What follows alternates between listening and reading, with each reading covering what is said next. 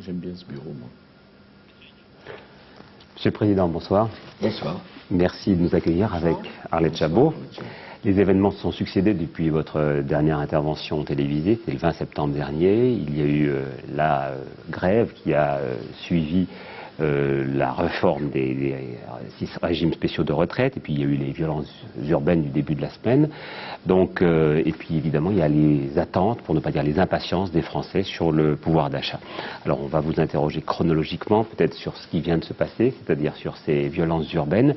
Deux questions pour commencer. D'abord, est-ce qu'elles ont été gérées par le gouvernement de la manière dont vous les auriez gérées si vous étiez à Paris, d'une part, et deuxièmement, est-ce que 2 ans après les émeutes d'Aulnay-sous-Bois, c'est pas au fond une sorte de constat d'échec après tout ce qu'on avait annoncé sur ce qu'on devait faire là-bas? D'abord, elles ont été très bien gérées par le Premier ministre et par la ministre de l'Intérieur, François Fillon et Michel Alliot-Marie. Vous disiez j'étais en Chine, oui effectivement, mais enfin ne croyez pas que c'est parce que je suis en Chine que je ne regarde pas de près ce qui se passe, et c'est ce qui me permet de vous dire que ça a été bien géré. Deuxièmement, ces événements, je les ai jugés d'une extrême gravité, et je ne les prends pas à la légère du tout. Et que des individus puissent tirer sur des forces de l'ordre, sur des fonctionnaires qui font leur métier, sur le territoire de la République française, je ne peux pas l'accepter. C'est la raison pour laquelle, à peine descendu de l'avion, je me suis rendu au chevet de ces policiers blessés, qui ont été exemplaires de sang-froid. Nous avons eu 82 blessés.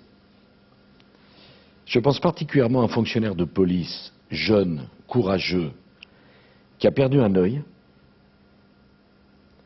parce qu'un voyou lui a tiré dessus, à hauteur de la tête, que la balle est passée sous la visière.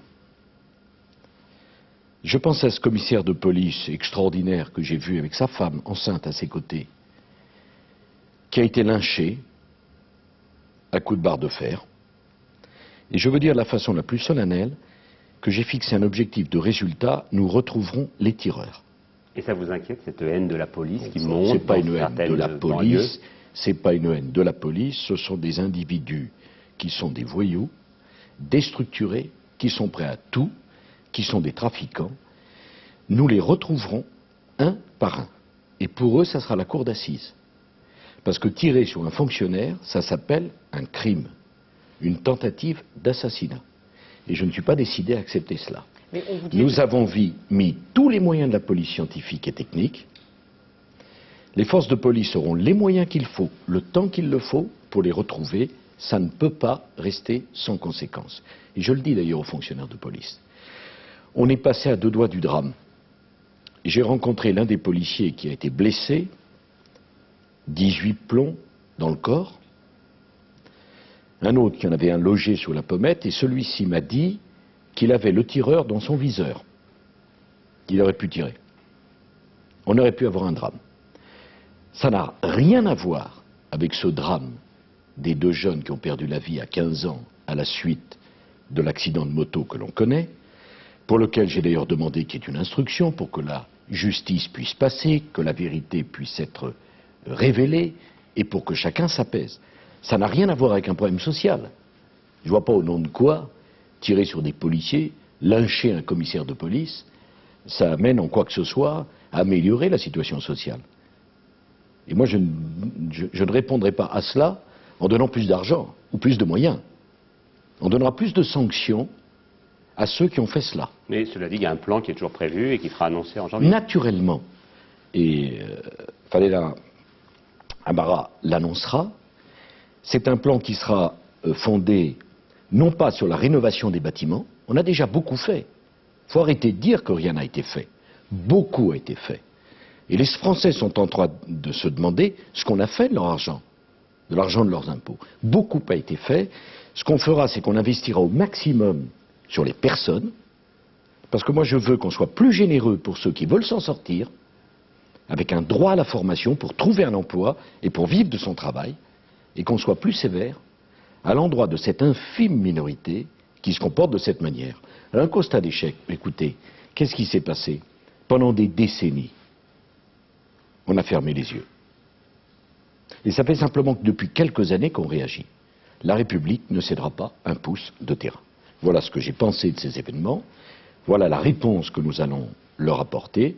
Mais comme vous le voyez, je ne prends pas du tout cela à la légère. Mais quand vous dites quand même, ce sont des voyous, effectivement, qui tirent, c'est dangereux, et effectivement qui se saisissent sans doute d'un incident pour passer. Mais c'est quand même toujours dans des zones où il y a des situations qui sont quand même extrêmement difficiles. Il y a 20, 30, 40% de chômeurs dans cette ville. Il y a un revenu moyen annuel qui est de 6 200 € par habitant. Chabot, il y a un fond de malaise social sûr, autour de ça qui aggrave, c'est une circonstance aggravante. Ça ne justifie pas les violences. Arrêtons la pensée, heureusement, arrêtons la pensée unique. Tous les chômeurs ne tirent pas sur des policiers ou sur des gendarmes. Tous ceux qui ont des problèmes pour boucler leur fin de mois ne trouvent pas intelligent d'aller mettre le feu dans la bibliothèque où vont leurs enfants, dans l'école où vont leurs enfants. Il faut arrêter maintenant avec cela. La vérité, c'est qu'il y a des trafics, il y a des trafiquants, il y a de la drogue, il y a des voyous. Il faut les traiter comme des trafiquants et comme des voyous. J'ajoute que j'ai demandé aux forces de l'ordre de faire une opération systématique pour aller chercher les armes. Quand un hélicoptère a survolé certains quartiers, il a vu qu'on avait préparé des parpaings, des munitions pour jeter sur les forces de l'ordre. Qu'est-ce que ça a à voir avec le malaise social? Il faut arrêter maintenant. Il y a des comportements, inexcusables qui sont donc inexplicables.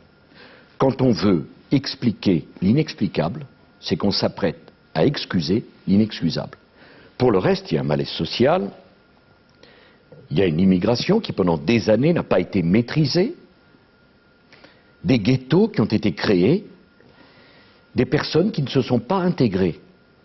C'est la raison pour laquelle le gouvernement met en œuvre, avec mon soutien et à ma demande, une politique d'immigration choisie. C'est la raison pour laquelle les forces de l'ordre ont des consignes de sévérité à l'endroit des délinquants.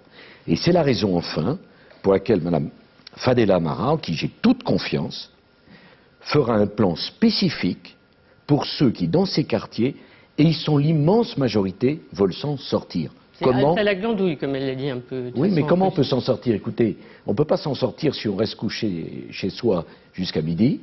On ne peut pas s'en sortir si on ne va pas à l'école. On ne peut pas s'en sortir si on n'a pas une formation. Et on ne peut pas s'en sortir si on n'a pas la volonté d'exercer un travail. C'est comme ça dans la société française. On ne peut pas s'en sortir. Alors on donnera à chaque jeune qui voudra s'en sortir un droit à la formation pour qu'il ait un droit à l'emploi. Il faut maintenant que la République soit plus généreuse à l'endroit de tous ceux qui veulent s'en sortir. Puis moi je pense à l'immense majorité des habitants de ces quartiers, mais qui en ont plus qu'assez.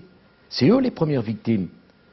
On brûle leurs bus. Mais vous les... Mais au nom de quoi? Qu'est-ce que ça va amener à la situation? Dans des quartiers qui sont déjà excentrés. On va leur donner à ces gens qui habitent dans ces quartiers le même droit à la sécurité que ceux de nos compatriotes qui habitent en centre-ville. Ils y ont le droit maintenant. Et puis, il faut qu'on retrouve un minimum d'autorité.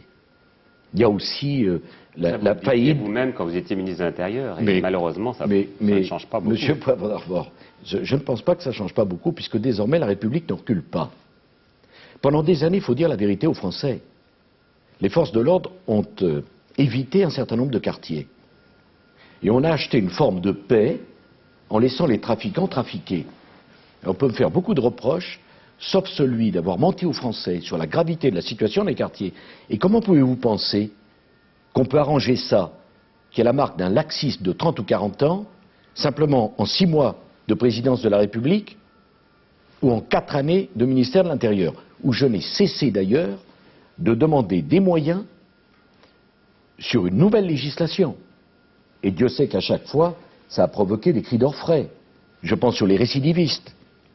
Lorsque j'ai demandé l'accroissement des peines pour les mineurs multirécidivistes, ce n'est pas parce qu'on est mineur qu'on doit être impuni. Et je pense à bien d'autres cas. J'ai reçu ce matin cette enseignante rouée de coups par un de ses élèves de 15 ans. Mais enfin, où est-on? C'est d'une gravité extrême. Et j'ai demandé au ministre Xavier Darcos une enquête pour savoir exactement ce qui s'était passé et pourquoi cette enseignante, remarquable par ailleurs, n'avait pas été soutenue comme elle aurait dû l'être par l'encadrement. Et qu'est-ce qu'on va faire de ce garçon de 15 ans? C'est d'une gravité extrême. Frapper son professeur, devant les autres élèves, à l'intérieur de la classe. On ne peut pas l'accepter, je n'accepterai pas ça. Je suis également, tiens, aujourd'hui, les parents de cette jeune fille assassinée par un délinquant sexuel récidiviste dans le RER. Quand je vois, et j'ai demandé à Rachida Dati, qui l'a fait avec beaucoup de courage, de faire voter une loi sur les récidivistes. Ce monsieur avait déjà fait une tentative de viol, même un viol. Il sort de prison. Et voilà que la première chose qu'il fasse, c'est un dimanche matin, cette petite jeune fille de 23 ans prenait le RER à 10h30 du matin, un dimanche. On ne peut pas dire qu'elle prenait des risques quand même. Et elle fait la mauvaise rencontre. Je le dis de la façon la plus claire, je demanderai au Parlement sur le texte de Rachida Dati d'imposer une peine de sûreté après la peine de prison à tous ces prédateurs qui, tant qu'ils ne se feront pas soigner, ne sortiront pas de prison. Voilà. Non mais ce sont des affaires très sérieuses où à chaque fois je dois me heurter à une pensée convenue. Moi, les droits de l'homme auxquels je pense, c'est d'abord ceux de la victime. Parce que chacun d'entre nous, ça aurait pu être l'un de ses enfants. Et je ne banalise pas ces choses. Et à ceux qui s'étonnent que je reçoive les victimes, j'estime que c'est mon devoir de chef de l'État que d'apporter pas simplement le soutien, mais de faire de ces victimes un symbole pour que ça ne se reproduise plus. Alors je sais que c'est une tâche très difficile, je sais que ça demandera du temps, je le demande aux Français, mais je le dis, je me battrai sur ces convictions, sur ce droit à la sécurité et sur la différence entre les voyous et les honnêtes gens, parce que c'est la mission que j'ai reçue des Français. Petite précision sur la police, petite question. On sait toutes les critiques, on les a entendues, que vous avez faites contre la police de proximité qui avait été en place par la gauche, laxisme, etc. Mais pour remettre un peu de lien entre les policiers et les habitants de ces quartiers, je ne parle pas des jeunes en général, est-ce que vous ne pensez pas qu'il faudrait quand même une police affectée à un certain type de quartier, ou c'est une idée qui revient de la gauche, qui absolument a balayé selon vous? C'est pas du tout parce qu'elle vient de la gauche qu'elle est ridicule, cette idée. Enfin, on voit ce que le brave policier dit de proximité, alors qui était là aux heures ouvrables, aurait pu faire face à des individus qui tirent sur des fonctionnaires. Ça n'a pas de sens. D'ailleurs, l'immense majorité des habitants des quartiers ne se plaignent pas qu'il y ait trop de police. Ils se plaignent qu'il n'y en ait pas assez. Qu'est-ce qui se plaint qu'il y ait trop de police? C'est ceux qui trafiquent. C'est pas trop, c'est une police qu'on connaît. S'agissant, voilà. Enfin, oui, pensez, mais la police, quel est le rôle de la police? C'est pas qu'elle connaisse, c'est qu'elle arrête les délinquants. La police n'est pas là pour organiser des matchs de football ou faire des relations publiques. Il y a pour cela des travailleurs sociaux, des animateurs de clubs sportifs. Mais enfin, revenons à des idées simples, qui ne sont pas simplistes. Bon. Pour le reste, j'ai demandé également à la police, pas plus tard que ce matin, de se garder de toute familiarité avec les jeunes, avec qui que ce soit d'ailleurs, d'avoir le souci de l'éthique et de respecter les règles de la police républicaine. Mais je veux quand même dire quelque chose. Nous avons 82 policiers à l'hôpital. Tous étaient armés. On leur a tiré dessus. Il n'y en a pas un seul qui a répondu. Je crois qu'en ces périodes, on peut quand même se dire qu'on a le droit d'être fier du comportement de la police républicaine.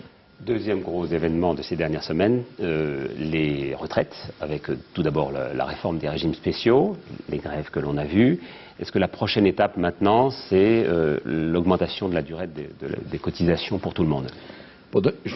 Permettez-moi de dire un mot sur ces questions, parce que j'ai attendu beaucoup de commentaires. D'abord, et peut-être cela va-t-il vous étonner, je veux rendre hommage aux partenaires sociaux. Tous? Tous. Tous.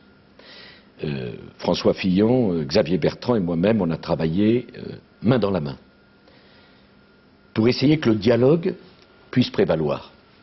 Mais je veux le dire aux Français, bien sûr qu'on n'était pas d'accord, tous. Monsieur Thibault, Monsieur Chérec, Monsieur Mailly, patron de la CGC, de la CFCC, on n'était pas d'accord sur tout. Mais on était d'accord sur une chose, c'est qu'il fallait qu'on dialogue. J'avais dit aux partenaires sociaux que je ne pouvais pas céder. Parce qu'il n'y avait pas de raison que tous les Français cotisent 40 ans et que les Français des régimes spéciaux cotisent 37 années et demie. C'était une question d'équité. Et les compensations, vous les avez prévues? Bien sûr, il y a des négociations, elles se déroulent, nous suivons ça jour après jour. Mais le gouvernement et moi-même, on a été heureux de trouver des partenaires sociaux qui ont pris leurs responsabilités. Alors je pense aux usagers, ça a été la galère pendant 9 jours, ça a été terrifiant pour un certain nombre d'entre eux. Mais je veux leur dire une chose, ça n'avait jamais été fait ce qu'on a fait, parce que c'était le plus difficile. 9 jours. Mais s'il y avait eu service minimum, ça aurait été mieux? Apparemment pas. Le service minimum s'appliquera à partir du 1er janvier. On n'a pas à prendre les gens en otage. Mais un gouvernement qui veut conduire une politique de réforme doit dialoguer. Et pour dialoguer, il faut qu'il y ait des partenaires. Et des partenaires, y compris ceux dont je suis théoriquement le plus éloigné, ont pris leurs responsabilités. Aujourd'hui, les négociations ont lieu. J'espère que tout ceci conduira à ce que les cheminots, les électriciens, les gaziers, les agents de la RATP comprendront que nous n'avons pas voulu les humilier, qu'il y avait un travail à faire. Je l'ai fait. Mais je comprends parfaitement par ailleurs qu'ils aient des demandes sociales, qu'ils aient des problèmes, que c'est pas facile. La vie pour eux, comme pour tant d'autres. En revanche, ceux qui ont cassé, ceux qui ont saboté, ceux qui ont détruit des éléments du service public. Ils ont été très minoritaires. Très. Mais ceux qui ont fait ça auront à rendre compte devant la justice. Vous aviez dit qu'il n'y aura pas de vainqueurs et de vaincus, mais néanmoins le gouvernement n'a pas reculé sur l'essentiel. Donc est-ce que vous pensez là quand même qu'il y a une page qui s'est tournée par rapport au gouvernement précédent? Vous n'avez pas cédé sur les principes. Dialogue, mais on ne cède pas et pas de recul. Madame Chabot. Donc ça change beaucoup le paysage? Pourquoi j'ai dit qu'il ne fallait pas qu'il y ait un vainqueur et un vaincu? Parce que moi j'ai été élu pour 5 ans. Je suis président depuis 6 mois. Il y a encore tant de travail à faire. Il y a encore tant de réformes à conduire.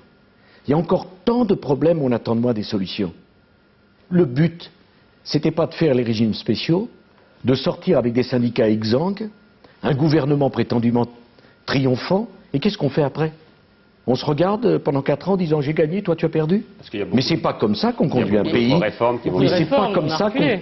Le gouvernement a retiré ces réformes. Moi, j'ai pas jugé mes prédécesseurs, j'ai déjà bien assez à faire. Non, je ne pouvais pas reculer. Voilà. Parce que c'est l'intérêt national que de conduire cette réforme. Mais l'intérêt national, c'est aussi de garder des interlocuteurs. Il y a encore 4 ans et demi de réforme, et je fais une première proposition ce soir. Je proposerai aux partenaires sociaux, salariés comme patronat, l'organisation à la mi-décembre d'une conférence sociale que j'introduirai pour faire ensemble l'agenda social de 2008. Les grandes réformes que nous allons mettre en œuvre, avec un seul but. On me dit, mais il faut redonner de la cohérence, expliquer. Quel est mon but? C'est le plein emploi. Vous avez vu que les chiffres du chômage viennent de sortir. 23 000 chômeurs de moins. 23 000 chômeurs de moins. Pour la première fois depuis 1982, on passe en dessous de 2 millions de chômeurs. C'est encore beaucoup trop. Moi, j'ai promis le plein emploi. Et alors, nous allons faire une grande conférence sociale sur l'agenda social. Mais je vais y mettre des têtes de chapitre et je veux qu'on en discute. Et c'est une véritable révolution que je propose. D'abord, dans un certain nombre d'entreprises, s'il y a un accord majoritaire entre le chef d'entreprise et les syndicats, les salariés, ils pourront s'exonérer des 35 heures en échange d'augmentation de salaire. Je veux sortir de l'atonie de la négociation salariale. Dans toutes les entreprises où il y a accord. Patrick Poivre d'abord, c'est simple. Quand il n'y a pas d'accord, ça sera les 35 heures. Dans toutes les entreprises où les partenaires sociaux négocieront un accord majoritaire, on échangera plus de travail contre plus de salaire. Je veux mettre sur la table un autre sujet absolument révolutionnaire. Nous payons quelque chose comme 20 milliards d'allègements de charges, et c'est normal pour la compétitivité de nos entreprises. Les branches où il n'y aura pas de négociation salariale, je remettrai en cause les allègements de charges. C'est bonus-malus, comme on dit un petit peu, pour les entreprises. C'est ça, c'est conditionné. Moi, je veux sortir d'une situation invraisemblable, parlons du pouvoir d'achat, où le SMIC augmente pour 17% des salariés, selon un calendrier qui n'a rien à voir d'économique, mais exclusivement politique. En général, les gouvernements l'augmentent quand il y a des élections. Et où 83% des salariés n'ont pas d'augmentation de salaire. Les 35 heures ont été payées de l'atonie de la négociation salariale. Mais je mettrai aussi en débat la question du travail le dimanche. Avec l'ouverture des magasins. Je veux que les salariés qui veulent travailler le dimanche puissent le faire sur la base de l'accord, le volontariat, qu'ils soient payés le double, mais qu'on puisse élargir les possibilités de travailler pour retrouver de la croissance. J'ai été élu sur une conviction qu'il fallait réhabiliter le travail. Là, on me dit il faut donner du pouvoir d'achat. Mais pour donner du pouvoir d'achat, il faut réhabiliter le travail. Il faut permettre plus de travail et il faut mieux le rémunérer. C'est ça la solution. Parce pour qu'il n'y avoir a pas plus de d'argent, de toute croissance. façon, il n'y a pas d'argent à Non, distribuer. mais qu'est-ce en qu'on plus. attend de moi? J'ai vu que le Parti socialiste, avec beaucoup de sens de l'humour, prévoit un paquet de dépenses supplémentaires, sans prévoir aucune recette en face, et dans le même temps me dit que je ne vais pas assez vite pour réduire les déficits. Si dans les recettes, par exemple, ils proposent qu'on s'en prenne un peu aux compagnies pétrolières qui font de gros Très bien. profits. Mais on va en parler. Vous pensez qu'avec ça, il suffit par ailleurs que les compagnies pétrolières mettent leur siège ailleurs et il n'y a plus de recettes. La démagogie doit avoir des limites. On n'attend pas de moi quoi? Il y a déjà plein de déficits et trop d'endettement. La seule façon de donner du pouvoir d'achat, c'est de créer les conditions de la croissance et de réhabiliter le travail. Je fais une autre proposition. Dans les 35 heures, on avait prévu des RTT. Alors, je connais quantité de salariés qui accumulent les RTT. Ils ne savent plus quoi en faire des RTT d'ailleurs. Moyennant quoi, quand ils sont RTT, il y a moins de travail. Eh bien, je propose la monétisation des RTT. C'est-à-dire qu'on puisse racheter. C'est-à-dire que tous les salariés justement. qui se mettent d'accord avec le chef d'entreprise puissent transformer les jours de RTT En argent. en argent. Ça représente C'est vrai dans la 5 fonction milliards publique aussi, de ça, par pouvoir exemple d'achat en plus. Alors, Pour pour les la fonction fonctionnaires publique, bien sûr qu'il n'y a aucune raison de traiter les fonctionnaires différemment. Pour la fonction publique, je dis autre chose parce que je n'ignore rien du malaise des fonctionnaires qui ont un travail de plus en plus dur. Parler de cette enseignante, vous vous rendez compte, être traité comme ça, c'est un travail très dur. Alors pour les fonctionnaires, d'abord je veux une mesure de justice, c'est que désormais les heures supplémentaires seront payées pour les fonctionnaires comme elles sont payées dans le privé. Dans le privé, les heures supplémentaires, c'est 25% de plus, et bien aucune raison que les fonctionnaires aient des heures supplémentaires qui parfois sont payées moins cher que l'heure normale. Deuxièmement, les fonctionnaires pourront monétiser, pardon de cette expression, les RTT, comme dans le privé, ce qui est du pouvoir d'achat, se faire payer au lieu d'avoir ça, puisqu'il donne de la souplesse à l'administration et à l'entreprise. Je pense que c'est très important. Et par ailleurs, je demanderai que dans la fonction publique, le Premier ministre organise des négociations pour régler cette affaire du stock d'heures supplémentaires qui n'ont pas été payées dans l'hôpital comme dans l'administration. Ça, ce sont des mesures très pratiques pour le pouvoir d'achat. Pourquoi pas supprimer carrément les 35 heures, puisque mine de rien, vous y arrivez. Mais parce que la question pour moi n'est pas de supprimer les 35 heures. La question pour moi, c'est d'arriver au plein emploi. Je ne veux pas revenir sur un acquis social. Je veux donner aux Français la chance de travailler plus pour gagner davantage. Mais je vais aller encore plus loin parce que je pense qu'il y a un vrai problème de coût de la vie qui se pose.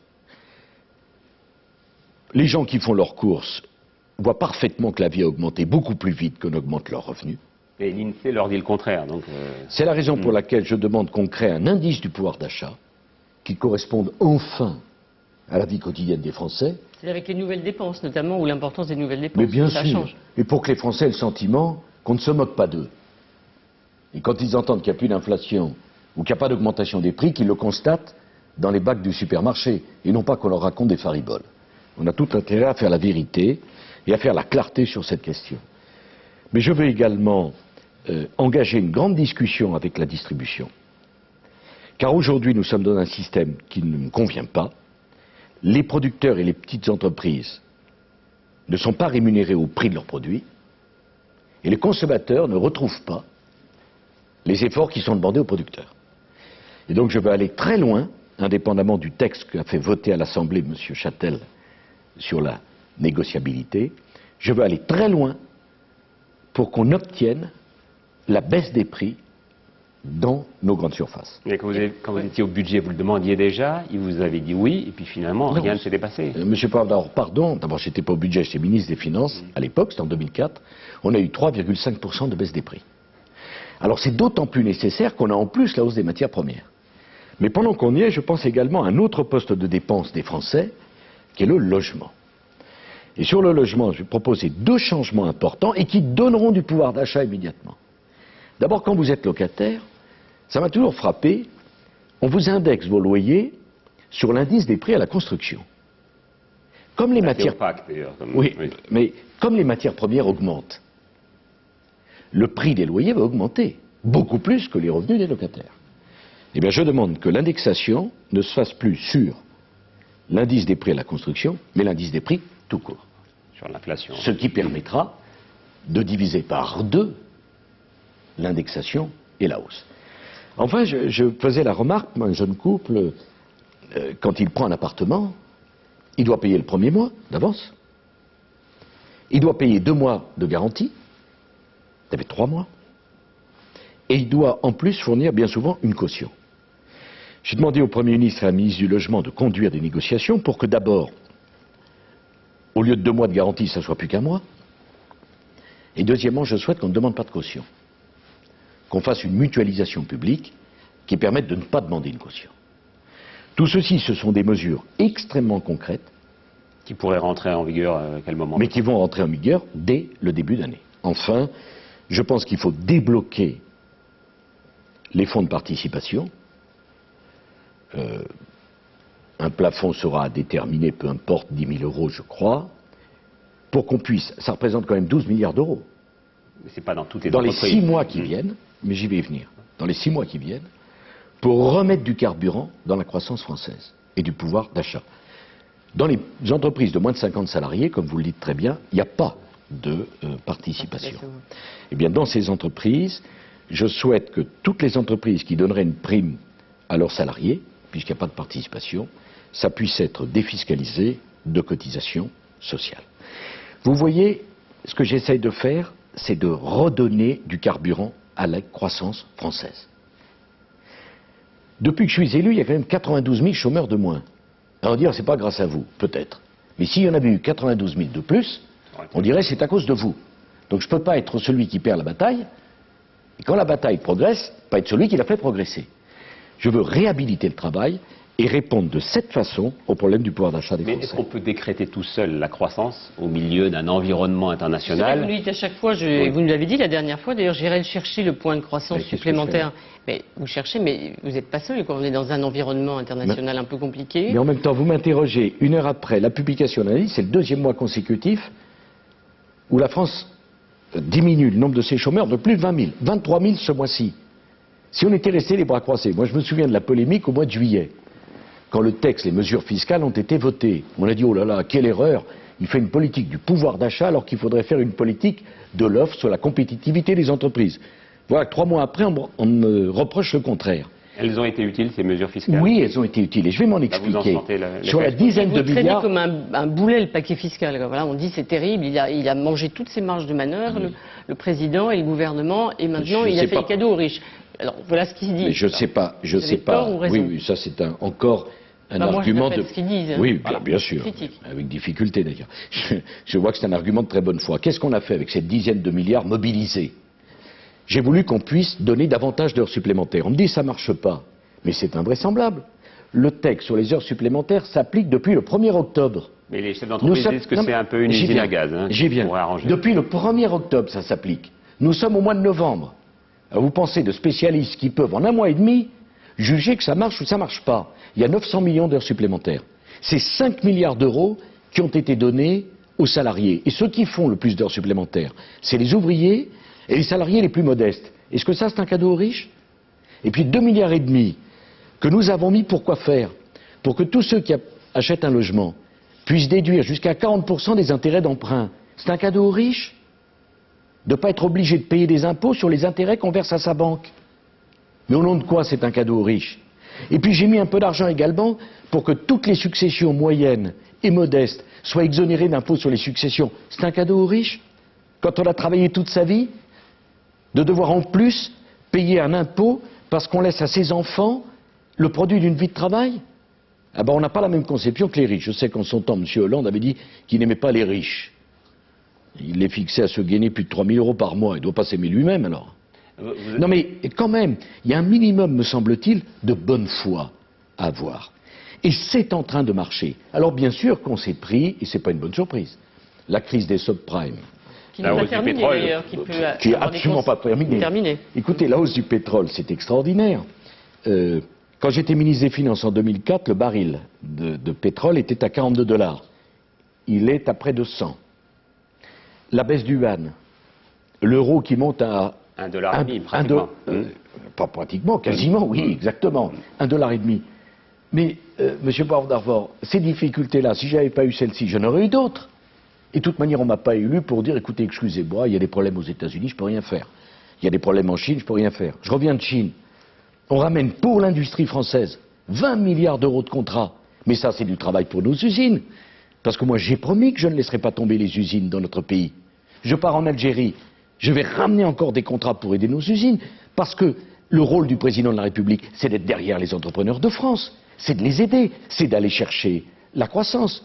J'ai été au Maroc, 2 milliards de contrats pour les entreprises. Dans le TGV, le premier TGV dans un pays musulman.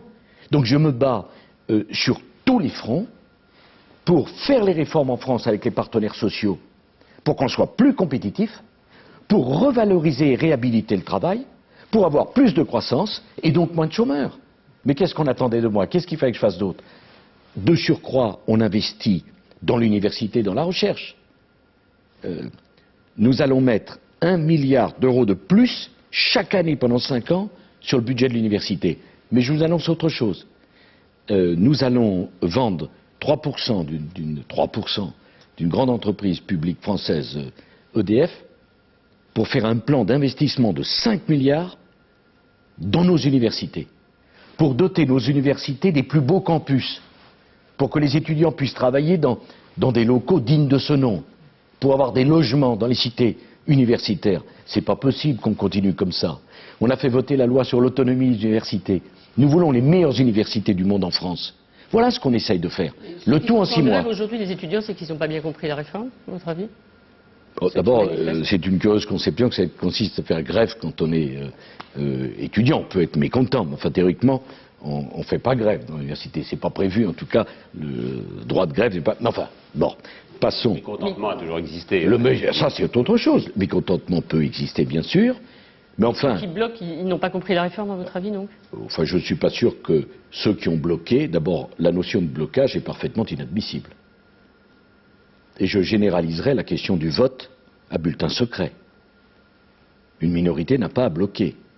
On doit laisser les étudiants étudier et les salariés travailler. Ce sont des méthodes, enfin, dans notre pays, ça n'existe nulle part ailleurs. Il est tout à fait normal qu'un étudiant, on peut être en désaccord avec le gouvernement, c'est la démocratie. On peut être en désaccord avec un projet, un texte. Mais de là à empêcher les autres de venir travailler, ça prouve qu'on n'est pas tellement sûr de ses idées. L'autonomie des universités, qui a été votée au mois de juillet, mais c'est un texte qui fait confiance à l'université. Toutes les universités dans le monde qui ont réussi sont des universités à qui on a donné de l'autonomie. Alors j'entendais l'autre jour à la télévision quelqu'un qui disait « Oh, il veut privatiser l'université ». Je veux privatiser l'université. On met 1 milliard d'euros de plus sur le budget d'université et de la recherche. Ça ne s'est jamais produit dans l'histoire de la République. Et je viens d'annoncer 5 milliards de plus de travaux pour investir dans nos universités. Mais si on voulait les privatiser, on ne ferait pas ça. La vérité, c'est de la politique, dont passe d'ailleurs ce qu'elle a de plus noble et de plus intelligent. Nous voulons les meilleures universités pour la France. Et je veux des conditions de travail pour les étudiants qui soient bien meilleures. Et puis, Madame Chabot, moi j'ai été élu pour ça quand même. J'ai été élu pour changer les choses, pour trouver des solutions aux problèmes de la France, pas pour les commenter. Alors bien sûr, on me dit, vous avez des difficultés, monsieur.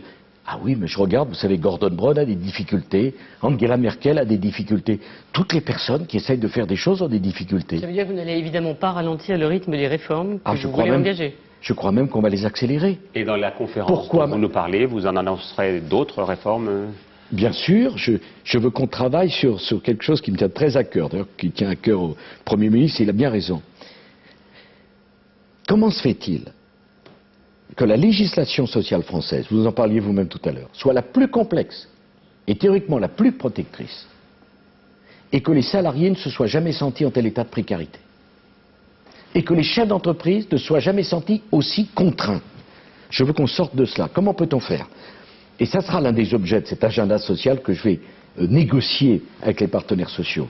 Comment on peut faire pour donner davantage de flexibilité aux entreprises et en même temps donner davantage de garanties aux salariés? C'est la sécurisation des parcours professionnels.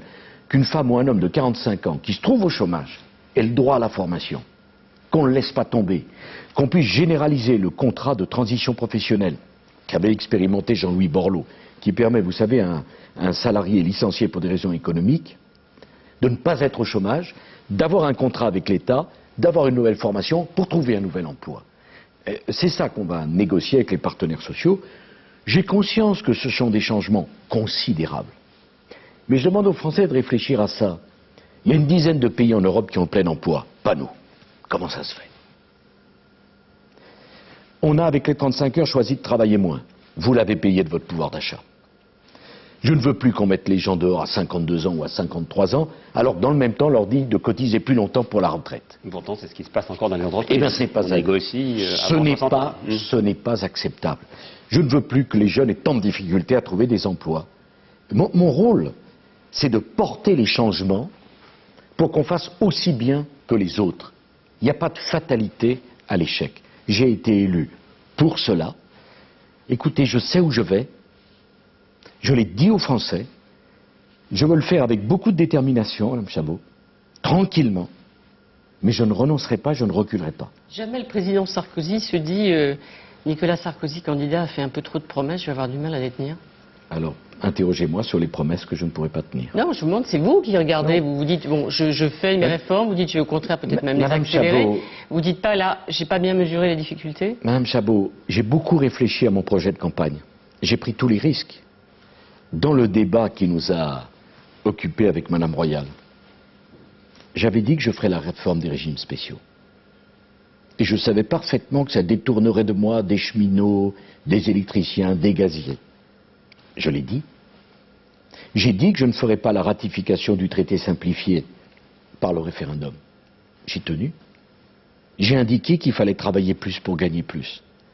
Vous savez, je ne suis pas venu à l'élection présidentielle comme un écervelé. C'est un choix de vie. C'est beaucoup de peine. Enfin, beaucoup de peine au sens de lourdeur.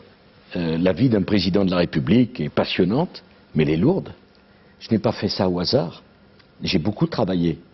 Et rien de ce que j'ai fait depuis 6 mois n'est fait comme ça, d'une lubie le matin quand je me lève. J'ai la responsabilité d'un pays à conduire. J'ai pas le droit de me tromper. Mais ça peut m'arriver comme à tout le monde. Dans ce cas-là, je m'en explique. Mais quand je dis je veux pas céder, c'est pas une question d'ego. Le président de la République n'a pas à avoir d'ego. Ça serait parfaitement inadmissible. Quand je dis on va faire d'autres réformes, et je vous en donne des exemples, et des exemples alors très lourds, mais c'est parce que je crois que c'est l'intérêt de la France de le faire. Si je veux justement être à la hauteur des promesses que j'ai faites aux Français, quand je rends hommage aux partenaires sociaux, mais c'est pas une habileté, c'est parce que je ne peux pas réformer tout seul. Je sais parfaitement qu'il faut des partenaires, qu'il faut qu'on discute. La fermeté est nécessaire, le dialogue aussi. Et c'est ça que j'essaye de faire. C'est un grand pays, la France. Il y a des syndicats plus forts, avec une représentativité plus reconnue, oui, différente. C'est d'ailleurs un des sujets que je mettrai dans l'agenda social aussi, très lourd. Mais je crois qu'il faut tout faire en même temps parce qu'il y a une cohérence. Je veux poser le problème du critère de représentativité. Écoutez, aussi. Oui, mais la dernière fois qu'on a parlé des critères de représentativité, c'était 1966. Et avant, c'était 1945. On peut peut-être s'y interroger aujourd'hui. Je veux parler du financement. La moitié seulement des recettes des syndicats sont les cotisations. Nous sommes le seul pays en Europe où c'est comme ça. Le cœur de l'UMM vous choque? Bon, ce qui est amusant, c'est qu'on passe son temps à me demander de garantir l'indépendance de la justice, de ne pas m'en mêler, et à chaque étape, on me demande sur des affaires en cours ce que j'en pense. En tant que président de la République, je n'ai pas à penser quelque chose de ces affaires-là. J'observe qu'il y a un problème. Je veux revivifier le dialogue social. Je veux poser la question des accords d'entreprise. Au fond, pourquoi la loi empêcherait-elle dans une entreprise des salariés et un chef d'entreprise de se mettre d'accord? Et à quelles conditions on peut faire un accord majoritaire? Et c'est une grande avancée pour les syndicats, cette notion d'accord majoritaire. Et je dis aux Français, il ne faut pas que vous soyez inquiets de toutes ces réformes que je porte. Ce qui devrait vous inquiéter, c'est que si je ne faisais des réformes que dans un coin, parce que je déséquilibre le reste de la société française. La société française doit avancer à la même vitesse.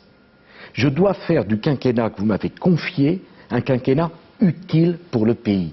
Vous avez des problèmes dans les banlieues, vous avez un problème de chômage, vous avez un problème de pouvoir d'achat, vous avez un problème d'éducation, il y a un problème d'autorité dans le pays, il y a un problème d'intégration et d'immigration. Je ne peux pas dire, écoutez, la première année je m'occupe de l'emploi puis je ne m'occupe pas de la formation. La deuxième année je m'occupe de la formation mais je ne m'occupe pas du social. Il y a le problème des retraites, il y a le problème de l'assurance maladie, j'ai le problème de l'hôpital, il y a le problème de la formation professionnelle que je mettrai dans cet agenda social. franchement, la formation professionnelle, elle marche bien pour celui qui n'en a pas besoin. C'est-à-dire, vous avez fait HEC, vous avez envie de faire l'INSEAD, vous trouvez certainement un grand groupe pour vous financer.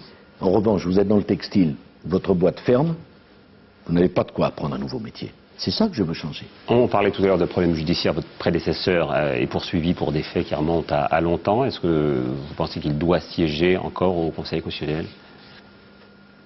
Il est présumé innocent, comme n'importe quel justiciable. Pour le reste, je n'ai pas de commentaire à faire, si ce n'est que c'est toujours dommage que la justice vienne si tard.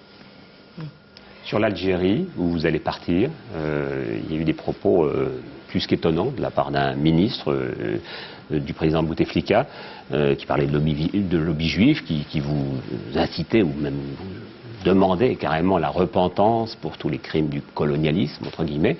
Qu'est-ce que vous allez Écoutez, j'ai eu longuement le président Bouteflika au téléphone cet après-midi. Il m'a indiqué, ce sont ses mots, que ce qui avait été dit ne reflétait en rien la position de l'Algérie. Je lui ai dit que je combattrais de toutes mes forces l'antisémitisme, l'islamophobie et toute forme de racisme. Je considère que l'incident est clos et j'irai en ami en Algérie. Pour que les choses soient tout à fait claires sur l'agenda social et la réunion que vous allez tenir, il y a un délai, c'est-à-dire que l'agenda social 2008, la première réunion qui va se tenir, si j'ai bien compris, à l'Élysée, devra avoir bouclé jusqu'à la fin de l'année. À la mi-décembre, et on fera avec les organisations patronales et syndicales l'agenda social sur l'année 2008. On le fera ensemble. Alors, une sorte de Grenelle, parce que c'est le terme, l'expression est à la mode. On va faire un Grenelle de l'agenda social. Depuis que c'est l'Élysée. Nous l'avons fait pour le Grenelle de l'environnement. Oui, ça a marché. Non, mais c'est un agenda social. Mais ce que les Français, je voudrais qu'ils comprennent, c'est que je comprends leur inquiétude, le sentiment de précarité, parfois même l'exaspération. Et je leur demande de croire une chose. J'essaye de prendre tous les problèmes à bras le corps pour y apporter des solutions. Je ne veux en éviter aucun. Je leur rendrai des comptes. Alors vous pouvez me dire, mais enfin, si ça ne marche pas, si ça marche, tant mieux. Si ça ne marche pas, le gouvernement prendra ses responsabilités et déposera des textes. C'est ma conception du dialogue social. Mais c'est plus possible de continuer en disant, voilà, il y a un problème, on le commente, on ne fait rien. Je ne peux pas moi-même décider d'une augmentation générale des salaires dans les entreprises. Je peux en revanche dire, négocier, où les allègements de charges seront conditionnés. Je peux dire, les 35 heures ont tout bloqué, si vous vous mettez d'accord dans l'entreprise, salariés et chefs d'entreprise, alors vous pourrez vous en exonérer. Voilà ce que je veux faire, voilà la méthode que je propose. Écoutez, ça n'a pas si mal marché pour les régimes spéciaux, pour l'autonomie des universités, pour la fusion de la NPE et de l'UNEDIC, on va continuer. Et on continuera à voir le président de la République aller voir les pêcheurs en colère au Guilvinec, le président de la République aller récupérer des journalistes qui ont été arrêtés au Tchad. On verra aussi un président, quand il y a un conflit qui s'annonce avec les régimes spéciaux face à des grévistes à la SNCF, le président sur tous les fronts, ça reste normal. Je veux m'en expliquer parce que j'ai vu qu'il y avait des interrogations. Mais en démocratie, c'est normal. Pourquoi j'ai été au Guilvinec? Vous savez, c'était pas commode, hein. Je ne m'attendais pas à être accueilli avec des vivats. J'étais au Guilvinec parce que j'ai estimé que c'était le rôle du chef de l'État d'aller voir des pêcheurs qui étaient en train de mourir. Parce que la pêche française, c'est comme l'agriculture française ou l'industrie française, c'est identitaire. C'est une question d'identité nationale. Et je n'ai pas l'intention de laisser ces gens mourir. Et ils mourraient pour des raisons Arlette Chabot, ils n'étaient pour rien, compte tenu du prix du fioul dans le bateau. Et donc j'ai estimé que c'était mon devoir d'y aller. C'était pas très commode. Mais enfin, avec Michel Barnier, en 2 jours, on a dénoué la crise. Parce que je n'accepte pas qu'un pays qui borde l'Atlantique, la Manche et la Méditerranée, on laisse notre pêche à la dérive. La SNCF, comme la RATP, moi j'ai été les voir parce que j'ai trouvé que c'était profondément anormal qu'aucun président de la République n'ait été les voir, alors que l'actionnaire, enfin c'est le propriétaire, c'est l'État. Et je suis le chef de l'État. Là non plus, c'était pas facile. Mais je voulais leur dire que je ne tenais pas à les humilier, que je comprenais leurs problèmes. Je n'aime pas la caricature qu'on fait d'eux par moment. C'était une façon de les convaincre. Mais qu'est-ce qu'on attend de moi? Que je reste enfermé dans ce palais? J'observe d'ailleurs que sur les 6 mois, pendant 5 mois et demi, on a dit que j'en faisais trop. Et voilà, pendant les grèves, j'ai pas parlé pendant 8 jours. Ça vous a pesé? Pas du tout, mais parler pour quoi faire? Alors que les trains étaient bloqués. J'ai beaucoup discuté, j'ai beaucoup parlé. Mais justement, je restais en réserve au cas où il y aurait un problème. Parce que c'est toute l'ambiguïté, la difficulté de la tâche d'un président de la République, 5e République. Il doit être à la fois le moteur du changement et l'arbitre. Il doit être les deux. Celui qui impulse l'énergie nécessaire pour porter les changements et pour apporter des solutions, et en même temps celui qui est l'arbitre, pour équilibrer. Par exemple, recevoir les familles de ces deux jeunes. C'était mon devoir. C'était mon devoir. Pour montrer à chacun que sa douleur était prise en compte. Il y a beaucoup de victimes en France, dans tous les domaines. Et alors, c'est mon devoir. Il y a beaucoup de travail, oui. Mais moi, je ne pense pas que mon rôle, c'est d'être uniquement dans les sommets internationaux et de me désintéresser de ce qui se passe ici. Et puis, je vais vous dire autre chose. Je suis comme ça. Hein. J'ai été élu pour faire un travail. J'ai envie de le faire. J'ai envie de le faire pleinement. J'ai envie de le faire complètement, totalement. Je pense qu'il ne faut pas s'économiser, qu'il ne faut pas être avare de ses sentiments, de son énergie. J'ai une place passionnante, j'ai un rôle lourd, mais j'en suis heureux. Je n'ai pas à me plaindre parce que je sais que la vie quotidienne des Français, elle est beaucoup plus à plaindre que la mienne. L'essentiel de notre rencontre ce soir, c'est évidemment le pouvoir d'achat avec beaucoup d'attentes, on l'a dit, des Français. À votre avis, les Français diront, tiens, ça change pour moi. Quel horizon, à votre avis? Mais tout de suite, comprenez-moi bien. En termes d'argent, hein, on est très concret. Non mais... C'est ce que les gens attendaient, cet entretien de ce soir. C'est toute la... Vous savez, les gens sont beaucoup plus raisonnables qu'on l'imagine. Je ne pense pas qu'ils attendent qu'ils soient si sots, qu'ils pensent qu'il suffit qu'un président dise quelque chose pour que tout change pour eux. Mais ils exigent une chose, c'est qu'on se mette au travail tout de suite. Je pense qu'il y a deux exigences pour les Français. La première, c'est que j'ai l'honnêteté, alors qu'ils ont voté pour moi, en tout cas majoritairement, et je suis le président même de ceux qui n'ont pas voté pour moi. Est-ce qu'il a l'honnêteté de reconnaître que le problème qui est le nôtre, c'est un vrai problème? J'ai regardé de très près ce qu'avait fait M. Jospin à l'époque sur le sentiment d'insécurité. Non, c'est pas un sentiment, c'est une réalité. Il n'y a pas un sentiment d'exaspération, vous avez du pouvoir d'achat. Il y a un problème de pouvoir d'achat. Est-ce qu'il prend en compte notre problème, première chose. Et deuxième chose, est-ce qu'il s'y attaque vraiment? Après les résultats, on verra, mais est-ce qu'il s'y attaque vraiment? Voilà l'objectif qui est le mien. Vous savez, les Français, ils n'attendent pas que je distribue les cadeaux de Père Noël, alors qu'ils savent parfaitement bien qu'il n'y a pas d'argent dans les caisses. La seule façon de répondre à cette question, c'est de permettre aux gens de travailler plus et de gagner plus. Mais la France n'est pas en faillite. Non. Votre Premier ministre n'avait pas raison sur ce point. On en a parlé ensemble. Il a raison de dire qu'il n'a pas d'argent, effectivement, comme oui. il le dit. Non, mais il n'y a pas de problème entre le Premier ministre et moi, vous savez. Parfois, je lis de ces choses. Et il n'y a pas de problème entre le Premier ministre, les ministres et moi. On fait une équipe, on travaille dur. Vous savez, quand il y a eu ces événements à Villiers-de-Benne, et Michel Alliot-Marie et François Fillon m'ont tout de suite appelé. Par la question du décalage horaire, je m'en moque. Je dois être mobilisable 24 heures sur 24. Je savais parfaitement ce qu'ils faisaient, ils l'ont très bien fait. Et quand je suis arrivé, Michel m'attendait et on a été ensemble à l'hôpital. C'est une équipe. Alors c'est vrai que moi je pense que le chef, c'est pas celui qui se met derrière et qui laisse les autres prendre des coups puis dire ah ben voilà, c'était pas de ma faute, c'était la leur. Moi mon tempérament c'est plutôt de me mettre devant parce que si les choses ne vont pas, je suis le premier responsable du fait qu'ils n'y aillent pas. Voilà, c'est la fin de cet entretien et on approche des 21h. Merci de nous l'avoir accordé. Non, merci de m'avoir invité.